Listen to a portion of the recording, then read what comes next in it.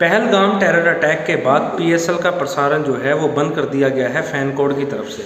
यहाँ दोस्तों पीएसएल की जो नाजायज स्ट्रीमिंग थी वो भारत के अंदर हो रही थी, लेकिन फैन कोड ने एक अच्छा कदम उठाया और एक अच्छा ट्रिब्यूट दिया उन शहीदों को जिनकी शहादत जो पहलगाम टेरर अटैक में हुई है, और पीएसएल को बैन कर दिया गया। मेरी गुजारिश है कि जो सोनी नेटवर्क है वो भी जो पीएसएल का स्ट्रीमिंग है उसको बंद करे। और ये पीएसएल वैसे भी एक नाजायज़ लीग है, नाजायज़ औलाद है आईपीएल की, इसको बंद करना चाहिए। भारत के अंदर तो कतई इसको दिखाना नहीं चाहिए, बिकॉज इसमें दिखाने जैसा है भी कुछ नहीं है।